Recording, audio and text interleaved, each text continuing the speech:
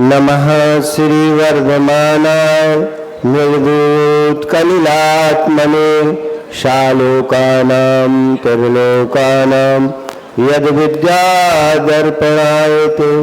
नमो अर्यन्ताणं नमो सिद्धाणं नमो वायुदेवायं नमो वज्रायाणं नमो लोहि सब्बसारणं।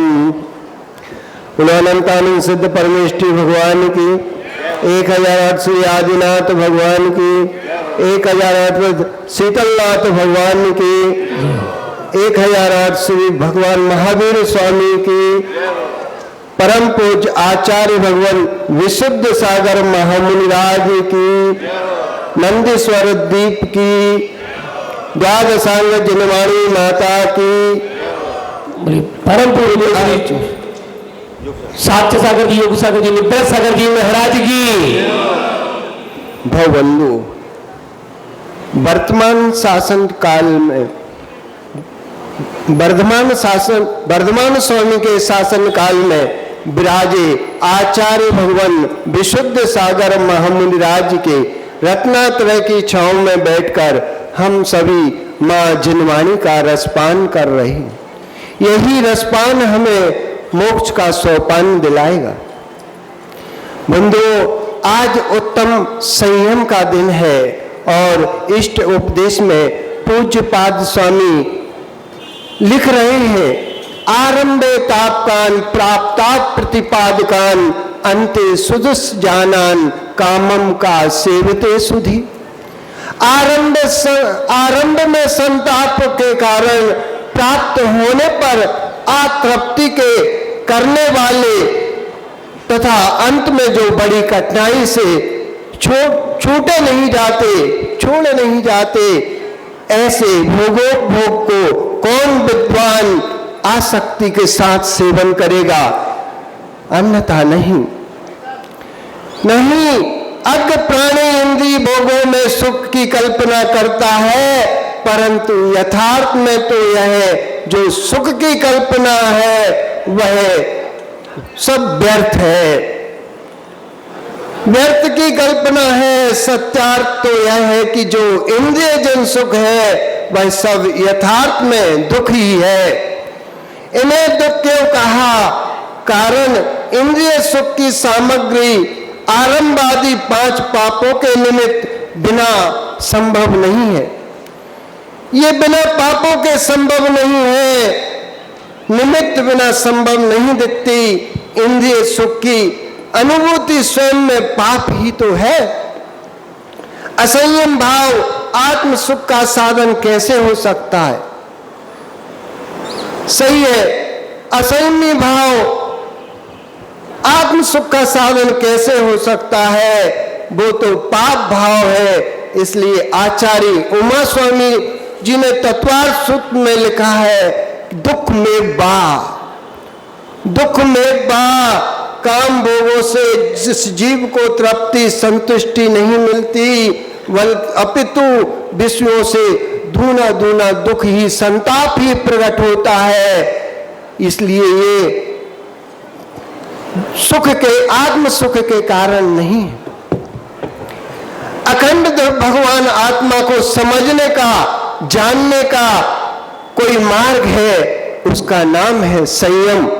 उत्तम संयम असंयम के दिन असमंजसता के दिन थे, असंयम के दिन वेदना के हैं।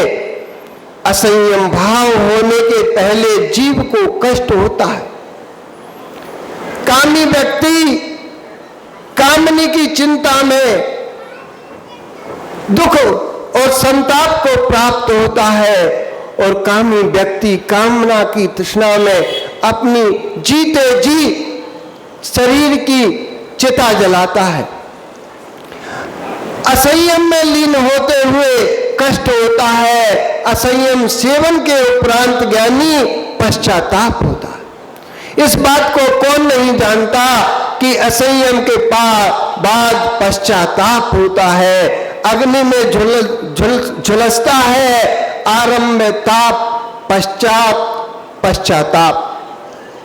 आरंभ में ताप, पश्चाताप, आरंभ में संताप दे रहा है। असंयमित जीव को जब तक असंयम की पूर्ति नहीं होती तब तक उसका शरीर झुलसता है,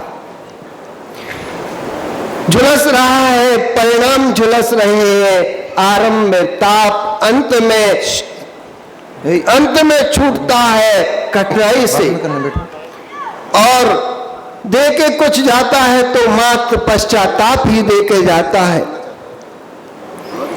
इस कलयुग में आने का श्रेय प्राप्त हुआ है, उसका जो सहकारी कारण है उसका नाम असंयम है। असंयम भाव के कारण ही ये जीव पंचम काल में भटक रहा है, और तब तक भटकता रहेगा जब तक वो संयम ग्रहण नहीं करेगा, चारित्र धारण नहीं करेगा, तब तक यह जीव इसी तरह भव के दुखों के कारण ये चक्कर लगाता रहेगा। ये सब असंयम की देन है जो हम पंचम काल में विराजी, जिनकी प्रवृत्ति चल रही है। यदि गोलू निखिल भाई बैठा है तो उनसे कह देना, और उनसे भी कह देना कि जो असंयम भाव से अपने आप को परिलिप्त किए हैं, उनकी दशा आचार्यों ने उस सांड को कहा है, जो एक सांड चौराहे पर घूमता है, स्वच्छंद व्यक्ति करता है। बैल नहीं कहा, बैल तो नपुंसक होता है। बैल नहीं कहा, बैल तो नपुंसक होता है। उसे सांड की संज्ञा दी है, जो अपने भावों को सीमित नहीं कर सकते और यदा तदा अपनी वासना को पूर्ति करते हैं, उन्हें सांड कहा है। उन्हीं के लिए कहा है जो अपने आप को सीमित नहीं करते, अपनी वासना को नहीं तृप्त कर पाते, इधर उधर तृप्त करते। इसलिए आचार्यों ने कहा है, यदि भैया तुमसे अपनी वासना पूर्ति नहीं हो पाती तो कम से कम शादी करके और सौदार संतोष भर का स्वीकार करो। वही संयम दृष्टि का लक्षण है।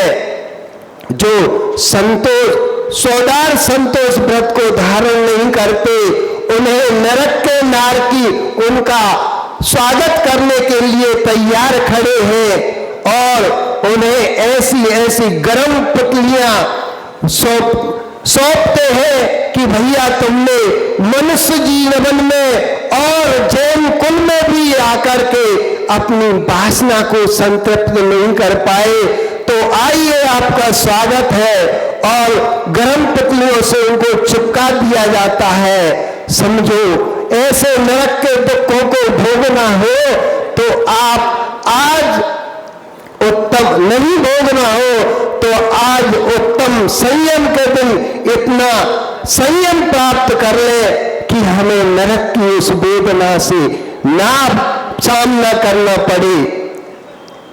आज पंचम काल में भले आए तो कोई बात नहीं, आज भी हमारे पास इतना उत्तम साधन है।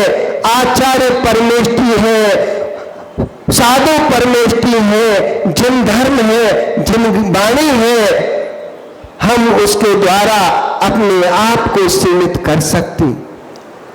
जो अपने आप को सीमित नहीं कर पाएंगे, उनकी दशा उन्हीं नारकों जैसी होगी जो नरक के दुखों का। इसीलिए तो आज साख सागर जी कह रहे हैं कि आपको यदि बिना पुण्य के, बिना उपवास व्रत के यदि कोई पुण्य प्राप्त करना है, उपवासों का पुण्य प्राप्त करना है, तो तत्वार्थ शुद्ध को शुद्धिकरण से पढ़ना सीख लो। यही बहुत बड़ा पुरुषार्थ हो जाएगा अपने जीवन में कि हमने बिना उपवास, बिना अन्न सन के उन व्रतों को धारण कर लिया, उसमें नरक का वर्णन है। चौथे अध्याय में पूरा नरक का वर्णन है। जिन्हें अपनी आत्मा का कल्याण करना है तो कम से कम तत्वार सूत्र का वाचन तो सुन लेना चाहिए। नहीं तो तुम कहो कि हमें तो पता नहीं था महाराज जी, हम तो अज्ञान में थे। अज्ञान से भी कर्मों का बंध होता है और जान जान के जो कर्म बंद करते हैं वो तो बंद का ही कारण है और नरक का भी कारण है। तुम्हें तो वहीं जाना पड़ेगा। यदि नहीं जाना है तो भले पंचम काल में आए देव शास्त्र गुरु की शरण पा करके अपने आप को सीमित करो। ऐसे कलयुग में आने का श्रेय असंयम भाव है। उस असंयम भाव को त्यागो और जागो कि हम पंचम काल में नहीं, हम देव शास्त्र गुरु की शरण में बैठे हैं। जगत की संपूर्ण चर्चाओं को विराम दे देना, संपूर्ण चर्चाओं को विराम दे करके अपने अंतःकरण में बैठ करके अंतःकरण से पूछना संसार का अंत करना है कि नहीं। यदि संसार का अंत करना है तो हम आपको देव शास्त्र गुरु और संयम का उपकरण प्राप्त करना पड़ेगा। बिना संयम के उपकरण के ये सिद्धि प्राप्त नहीं हो सकती। ये बिना संयम के उपकरण के मोक्ष का पद की प्राप्ति नहीं होती। ये संयम का उपकरण है पिच्छी कमंडलू, जीव रक्षा का साधन है। ज्ञानियों, जब तक तत्व की बात प्रारंभ होती है हर जीव शांत हो जाता है और जब विषय कसाय की बातें होती है तो ज्ञानियों हलचल मच जाती है, अपने आप को रोक नहीं पाते। धर्म सत्य है, जामन पड़ेगा तो दूध जमेगा, जामन पड़ेगा तो दूध जमेगा और खटाई पड़ेगी तो दूध फट जाएगा। खटाई पड़ेगी तो दूध फट जाएगा। ये विषय कसाय उस खटाई के तुल्य है जो मधुर दुग्ध को फाड़ देते हैं। संयम ऐसा सूक्ष्म जामन है जो मनुष्यों वेद विज्ञान की उस परम अनुभूति से इस आत्मा को जमा देता है। वेद विज्ञान की उस परम अनुभूति से इस आत्मा को जमा देता है। आचार्य भगवान कुंद कुंद स्वामी समय पावड़ में लिख रहे हैं कि जब सैनिक भगवान महावीर के स्वामी के समोसर में बैठकर 60,000 प्रश्न करता है और कहता है, एक प्रश्न और करता है, कहता है ऐसा कौन सा कारण है कि मोक्ष मार्ग पर आकर भी, मोक्ष गामियों के साथ रहकर भी, रत्नात्रय धारियों को देखते हुए भी, रत्नात्रय के आनंद को निहारते हुए भी रत्नात्रय धारण करने के परिणाम क्यों नहीं होते। ऐसे समागम मिला फिर भी हमें रत्नात्रय के भाव के परिणाम क्यों नहीं होते। हे वर्धमान धन्य ते भगवंता, श्रेण कहते हैं हे वर्धमान धन्य ते भगवंता, मेरे देखते देखते इस सभा में कई मुनिराज बन गए, कई श्रावक बन गए, लेकिन मेरे भाव संयम के क्यों नहीं हो रहे। ये राजा सैनिक महावीर स्वामी से पूछ रहे, लेकिन मेरे भाव संयम के नहीं हो रहे हैं। हे स्वामी, मेरे देखते देखते छोटे छोटे बालक भी मुनि बन गए, पर मेरे भाव संयम के क्यों नहीं बन रहे हैं। इतना सुत सुना, इतना आगम जाना, पर जान जान कर जान तो रहा हूं, परंतु पहचानने की इच्छा क्यों नहीं हो रही है। तब भगवंत कह रहे हैं, हे श्रेणिक बात गहरी है, हे श्रेणिक बात गहरी है, संयम ले लेना बहुत दूर है। जिनके संयमी के परिणाम जानने के भाव नहीं होते, समझ लेना कि घोर मिथ्यात्व का उदय है। उस जीव का घोर मिथ्यात्व का उदय है। संयम लेने के भाव ना आए। यहां तक तो सम्यक है कि हमारे भाव नहीं आ रहे, ये तो सम्यक है, सुरक्षित था। पर जिसके संयमी के पास जाने के भाव ना आए, ज्ञानी सम्यक भी सुरक्षित नहीं रहा। चीपी टोला वाले, तुम्हें इतना मंदिर तो जाने का समय नहीं है, और 4 महीने साख सागर सुधा सागर जी तुम्हें धर्मोपदेश दे रहे हैं, तुम्हें जगा रहे हैं सोते हुए। अरे विषय वासनाओं की नींद में सोने वाले, थोड़ा संयम ग्रहण करो। हरि पर्वत से बह रही धारा और चीपी टोला से होते हुए गंगा की ओर, शिखर संदेश शिखर की ओर जा रही है, लेकिन तुम अपने 4 पाई पर सो रहे हो। अरे जागो जागो, तुम्हें जगाने आए हैं, तुम्हें अपनी आत्मा को पहचानने के लिए आए। आधा चातुर्मास हो गया और आधा तो अब निकल जाएगा, फिर कब जाओगे? अब तुम्हें पंचम काल में जगाने महावीर स्वामी नहीं आएंगे, ये साख सागर जी तुम्हें जगाने आए हैं, और तुम सोते रहोगे तो तुम्हारी गत तुम जानो। तुम अपनी आत्मा को नहीं पहचान पाए। संयम लेने के भाव नहीं, संयम सुरक्षितता, संयमी के पास जाने के भाव न आए, ज्ञानी सम्यक भी सुरक्षित नहीं रहा। जिस जीव ने दुर्गति का बंद कर लिया हो, जिसने नरक त्रेंच और मनुष्य आयु का बंद कर लिया हो, ये 3 आयु का बंधक अपने मन को छोटा सा व्रत लेने के परिणाम नहीं कर सकता। तुम्हें शांति धारा के नाम से, तुम्हें उपवास के नाम से महाराज जी कह रहे हैं, फिर भी तुम्हारे कान में जू नहीं रिंग रहे हैं। तुम्हारी खोटी स्थिति चल रही है कि हम कोई व्रत, हम कोई नियम नहीं ले पा रहे हैं। हम ऐसा धंधा करके धन क्यों जोड़े जिससे हम मुनि महाराज को आहार देने के लायक नहीं है, नहीं हो सकते। अपनी आजीविका तो थोड़े में ही चला सकते हो, बड़े धनवान बनने की क्या जरूरत? छोटे से में ही गुजारा हो सकता है।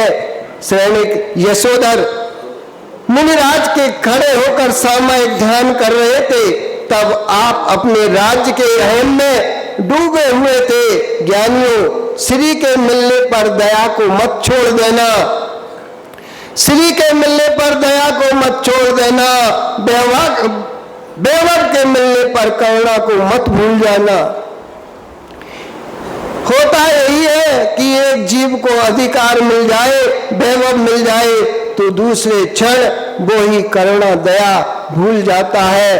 परंतु सत्य है कि काज सरे कछु और है, काज परे कछु और, रही मन भ्रमरी के बिना, और नदी श्रावत है मोर।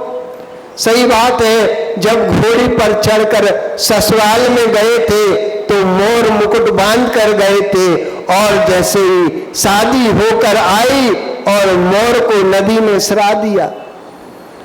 4 महीने प्रवचन सुने और 4 महीने के बाद अपने आप को 10 लक्षण आए तो रात्रि भोजन और बाजार की सामग्री का त्याग कर दिया, और जैसे ही अनंत चतुर्थी हुई कि बाजार में भीड़ लग गई, ठेला वाले मुस्कुराने लगे, चाट वाले मुस्कुराने लगे।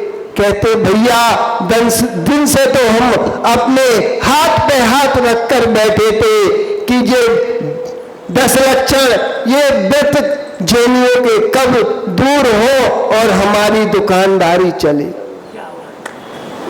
वो लोग हम देखते रहते हैं कि जहां भीड़ लगी रहती थी, आज वो ठेले वाले और चाट वाले महाराज जी को देख के नमोस्तु करते हैं और अपने चेहरे को लटकाए रहते। कहते महाराज जी मन में सोचते होंगे, कह तो कुछ नहीं सकते, लेकिन महाराज जी देख लेते हैं। ऐसे ऐसे परिणाम सामने आते हैं कि 10 दिन में जो 10 दिन के पहले जो बिक्री होती थी, आज 10 दिनों में उनके व्यापार ठप पड़े हैं। चाहे कलारी वालों की दुकान हो, चाहे ठेला चाट वालों की दुकान हो, वो कहते हैं कि हमारी दुकान तो जैनियों से चलती है। धिक्कार हो तुम्हें जैनियों के नाम पर, तुम्हारी दुकान उन शराब ठेके वालों की तुम्हारे नाम से दुकान चलती है, और तो और तुम्हारे पैसे से उनकी दुकान चलती है। धिक्कार है। अपने आप को पहचानो, अपने आप को जानो। आज संयम का दिन है। आज अपने आप को ठटोल लो कि हमारी गहराई कहां तक है। ये आगरा की बात नहीं कर रहा हूं, ये हर उस गांव की बात है।